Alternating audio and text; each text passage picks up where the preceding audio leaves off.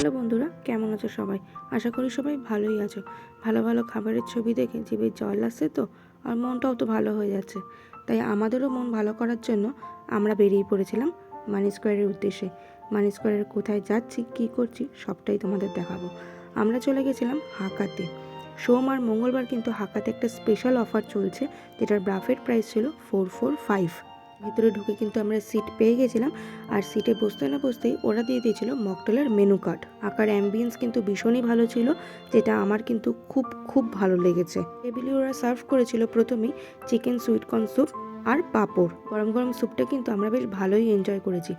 এবার আসি স্টার্টার কাউন্টারের দিকে।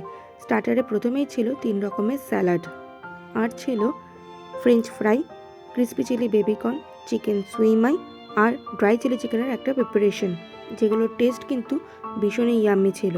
সেগুলো এনজয় করবার পর স্টার্টার শেষ করে আমরা চলে গেছিলাম মেন কোর্সের দিকে।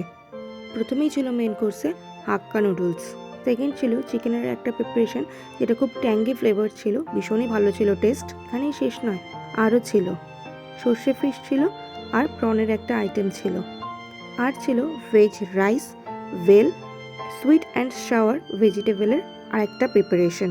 সমস্ত ডিশগুলো আমরা প্লেটে সাজিয়ে নিয়ে বসে পড়েছিলাম সিটে, আর খেতে খেতে কিন্তু ভীষণ এনজয় করছিলাম। ফুড কোয়ালিটি কিন্তু ভীষণই ভালো ছিল, টেস্টও ছিল অনবদ্য। আমার এক্সপিরিয়েন্স থেকে বুঝতেই পারবে কতটা ভালো লাগছিল আমার, আর কতটা আমি এনজয় করছিলাম।